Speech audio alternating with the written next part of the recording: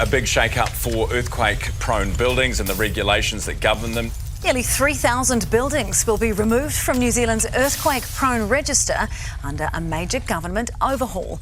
Building and Construction Minister Chris Pink says the new system will focus on high-risk structures and exclude low-risk buildings, saving an estimated $8.2 billion in remediation and demolition costs. The current system for assessing and managing seismic risk in buildings, while well-intentioned, has placed an overwhelming financial burden on building owners. The government will scrap the current new building standard set up following the Canterbury earthquakes. The change is expected to remove around 2,900 buildings from the earthquake-prone building register. And the government says remediation will be far cheaper for almost 1,500 more. Another key change is that Auckland, Northland and the Chatham Islands are excluded from the system entirely because of low seismic risk. The changes that Minister Pink has announced today will roughly halve the number of buildings in Wellington that will continue to be classified as earthquake prone, removing around 270 buildings currently classified that way from the register. A change in the rules on making buildings more earthquake-proof, with an estimated $8.2 billion saved. One Auckland University expert told me the review is more driven by saving building owners money than saving lives. I think so, because what is the biggest headline of this review? We're going to save $8.2 billion to building owners through this process. I think that is their biggest message. But she also says there's a lot of good stuff in this review, and New Zealand is moving closer to international best practices. So today on The Detail, we're looking at what's useful and what's missing in the government's new seismic risk management review. And we'll also talk to a Northland woman who spent hundreds of thousands of dollars in earthquake strengthening of a heritage building, only to discover that last Monday's announcement from the government would probably have saved her the trouble. I'm Alexia Russell, and first up, Associate Professor Olga Filipova, whose work for MB on how other countries handle this issue helped inform the review. I am an associate professor in the Department of Property at the University of Auckland in the business school, and I've been there for 20 years now. And my area of research is, I've been doing a lot related to the effects of the Canterbury earthquakes and kind of the results of the earthquake-prone building policy on building owners, the effects of that policy on their decisions. So less about what the earthquakes did and more about how they now affect people who have property. Yes, and I've done a lot of research in small towns, also in Wellington, impacts on rents, on commercial office rents, even in Auckland, whether there's been any impact of this policy. But more recently, I've been involved in MB Commission report, actually as part of this earthquake-prone system review. They've commissioned several experts to do reports, and our report looked at the overseas jurisdictions and how seismic risk mitigation programs work overseas. So we've looked at several countries like Japan, US, Taiwan, Mexico, Italy. Was there one place that shone as having nailed it, or does no one have all the answers? The truth is, it's difficult, and no one has answered it. I guess Japan came closest to mitigating the risks. I think this is the country that really prioritizes seismic safety at the government level. But they'd have to, wouldn't they? I mean, they're so vulnerable to them. We're not less vulnerable. We're also a country that is right, they're just more very earthquake-prone.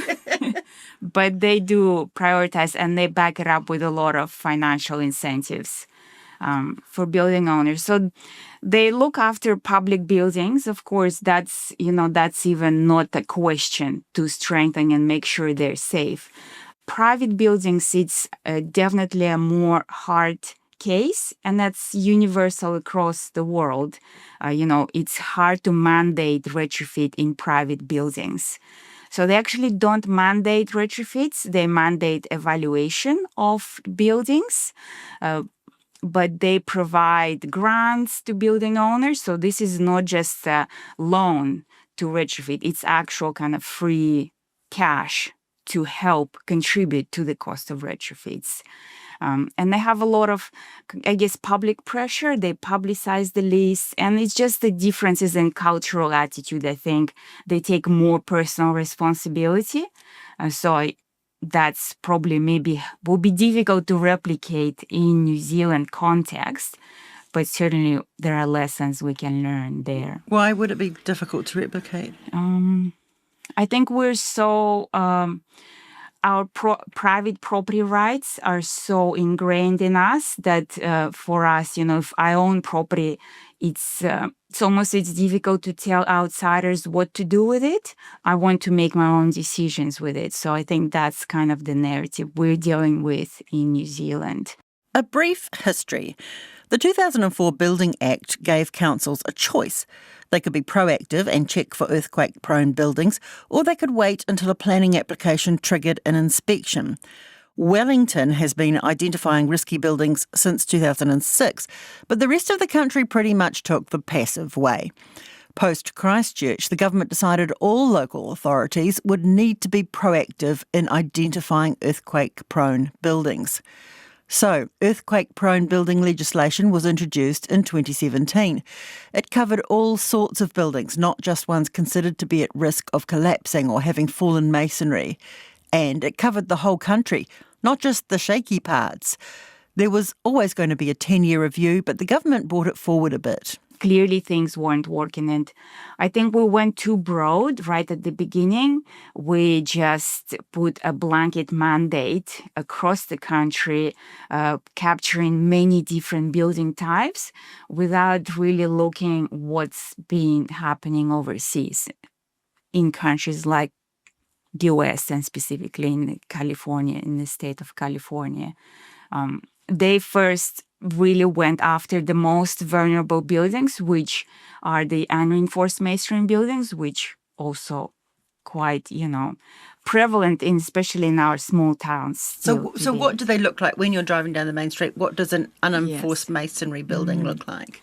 Yeah, it's unreinforced masonry, basically bricks. Of course, typically they're not exposed. You would see plaster on the outside of the buildings, but these are usually, your 2-3 story buildings as you drive down Main Street of Whanganui or any small towns you can imagine. These are your unreinforced masonry buildings. So these are all the pretty plastered ones with something over the doorway that says 1916. With the parapet on the top. Right. Yeah. A lot of them. There's a lot of them. Yes, there is. And still Wellington has a lot of those buildings. But I think they create the character of the town. So I know it's a burden on building owners to retrofit them and protect them. But I think it's important that we save some of it for future generations to see how our country has developed in these architectural examples. And that's why, in my opinion, I see a lot of public good in those older buildings, which I think there is absolutely a strong case for providing financial incentives to building owners to help protect those buildings. I mean, that would be a relief for councils in particular, wouldn't it? Because a lot of these will be community centres, town halls, public buildings, old banks, that kind of thing. I mean, a lot of them would be commercial uses, retail, offices, and unfortunately at the moment, the conditions are that a lot of them are sitting vacant. A lot of for lease signs on the shop fronts. The Education Ministry's head office has sat empty for 2 years. Because there's doubt about the earthquake suitability of the building. Umis building in Wellington. Earthquake prone and abandoned for years.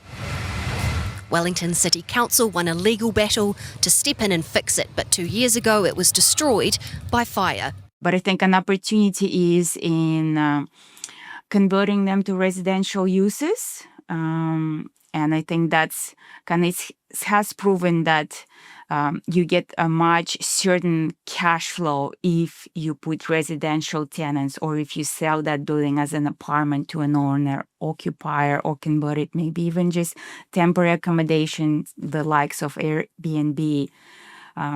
And those, again, there are benefits in turning it to residential because it gives 24/7 use to the town center, and it's more foot traffic in the city, 24/7 population in the city. So there are other benefits that come with that. There are people who want exactly those benefits for their town. Kaikohe locals Di Maxwell and her husband Jack Putzma are two of them.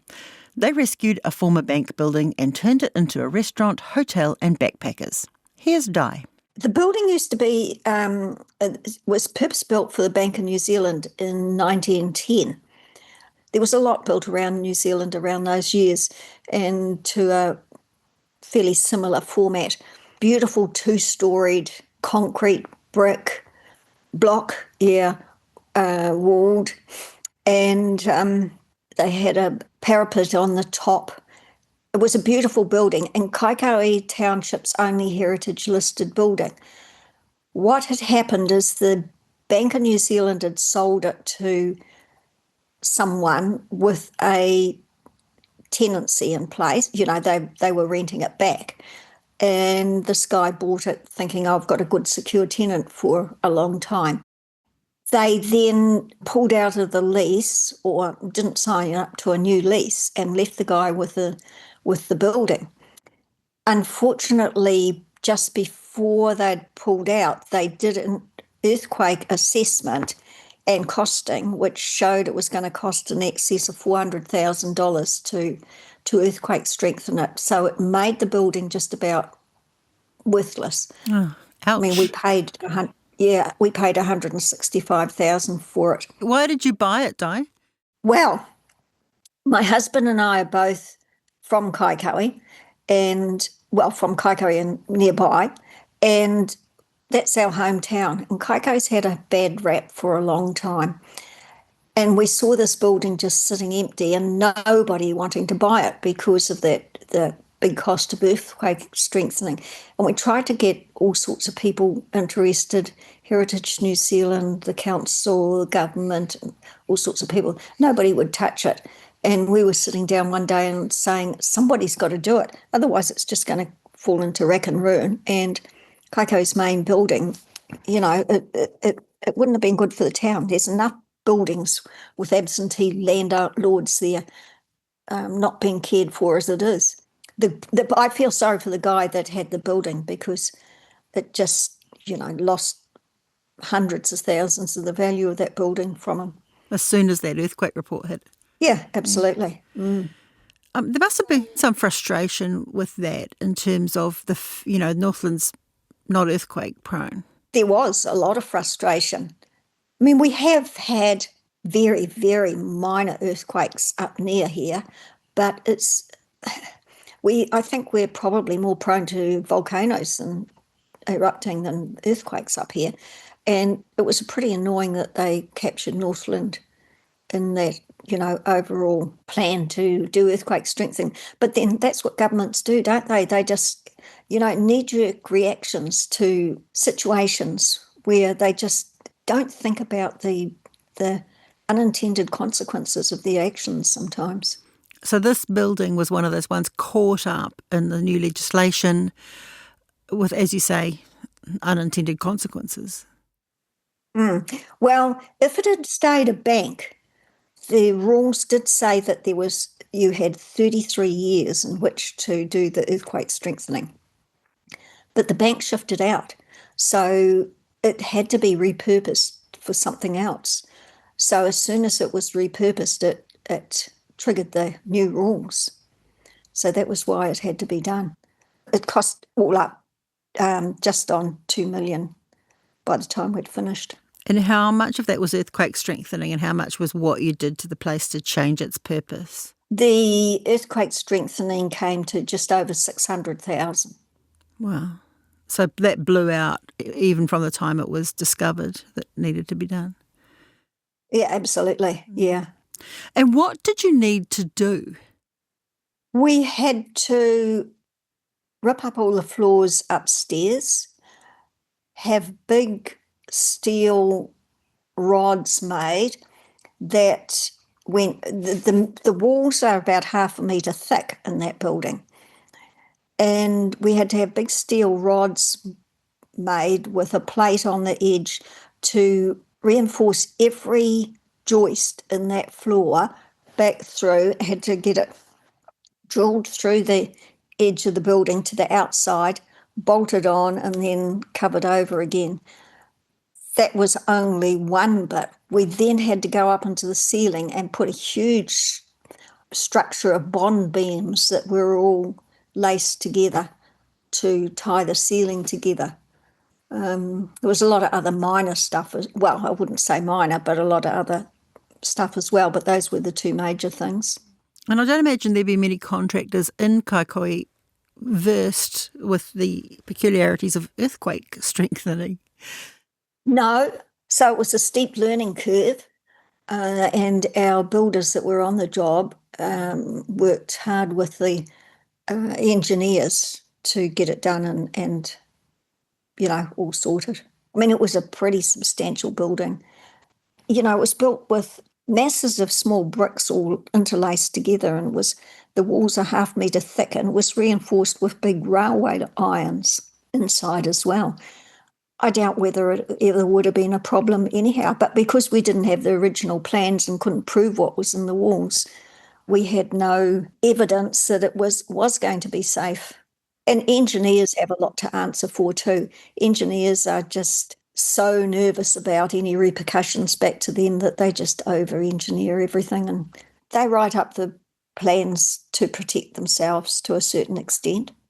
They don't want somebody coming back later on and saying, "You're the cause of my husband, wife, kid or whatever dying in an earthquake." When Chris Pink announced that the system was set for a refocus and that Northland would be excluded, what was your immediate reaction? I just thought, thank God, no other poor building owner's going to be caught like we were. It was about time they changed it. A sensible thing to do. Yeah. Did you put any representations to the council when you were sort of applying for permissions and things to say, oh, come on, we don't need to go to all this work. We're never going to be the victims of an earthquake? Oh, yes. We jumped up and down. Nobody listens, though. What did you say? Oh, just about how ridiculous it was and things like that, meetings with building planners and in council and things. But, them's the rules and tough luck sort of type attitude. Yeah. And I guess they were hamstrung anyhow. They couldn't do much about it. It was driven from the government down. And do you look at all that money that's gone into this? I guess it must be overcapitalised now, that building. And sort of just... Oh, absolutely. Yeah. But it's going to be safe there for another 100 years at least, so it'll long outlast us, that's for sure. That must make you feel good. And not everything's about money, is it? And when you look back on it, are you glad that you did it in the end? It was a pretty tough job, almost 3 years of renovations and work. And at times when we were going through it, we really questioned ourselves, but I'm not sorry we did it. Pleased we did it and got through that.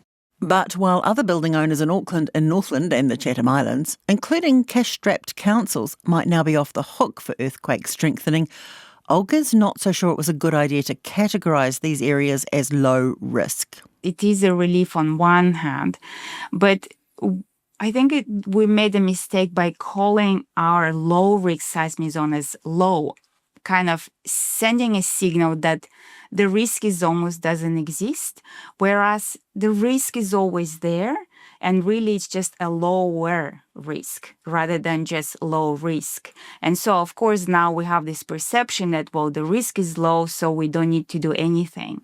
Well, the risk used to be described as low in Christchurch, right, until the earthquake. Yes, exactly. We didn't know there were faults running under the city. So things can change, and calling it a low risk, I think, is a mistake. But probably what the Monday's announcement has done is that it's decoupling seismic retrofit works from other Building Act requirements, such as fire and access. because usually in the past, if you were going to do seismic retrofit work, you also had to comply with other provisions of the Building Act, which require you to upgrade fire systems in the building, make sure you have disabled access to the building. And that's what prevented a lot of building owners from doing those retrofits. Right, so I suppose the idea was that as you're doing this work anyway, you might as well look at everything. That was their idea, but often the cost of these other upgrades were far exceeding the cost of actual seismic retrofits. In many cases, I've been in touch, and we've done one case study in Whanganui of a woman who's done earthquake strengthening of her building, and the earthquake strengthening works were around 200,000, but the architectural works to restore everything in the building, because of course, when it's a heritage building as well, which a lot of those URM buildings are going to have a heritage status, this is another level of cost when you're doing retrofits. But all of the other upgrades that she had to do brought the cost to around 800,000. So you can see that building owners just don't want to step into that because there is so much uncertainty in how much they actually end up spending on this. Yes, but if I think now it's a more clear cut. I want to do seismic strength. I want to secure my facade from falling it onto the footpath. And if that's the only thing I'm going to do, it gives more kind of certainty to building owners about the costs. And I think that will definitely increase safety in our towns. Right. So how many of these URM, unreinforced masonry buildings? Yes. How many of them do you reckon are sitting vacant all over the place? A lot. I mean, go to any small town center, pretty much guaranteed that the upper floor will be vacant. It's usually just the ground floor will be occupied maybe by a small business, like a retail shop, cafe, or maybe some other commercial use. But most likely the upper floor will be vacant. Work needs to be done. And I think a lot of building owners were putting off works because of these extra layers of costs that they had to carry. With this review, we've looked. You said we've looked overseas and moved towards the best practice there. Why was this not done earlier? Well, I think because the scale of the Canterbury earthquakes, we had to act quickly, and in retrospect, we should have taken more time in developing the policy. I think it was a bit of a knee-jerk reaction. Okay, we're going to just put a blanket mandate and fix all of our old buildings. Whereas we should have done more research into different ways we can strengthen buildings, find ways that would make it acceptable to building owners to invest in retrofit. So solutions that are probably affordable to a lot of building owners. And looking at more careful at the building types, as the review has pointed out, that we've captured a lot of buildings that shouldn't have been in the system in the first place. So yes, I think we should have taken longer to develop the policy, but look, at least we are doing this now. That's it for today. The Detail is a newsroom production supported by RNZ and New Zealand On Air. This episode was engineered by Phil Benge and produced by Gwen McClure.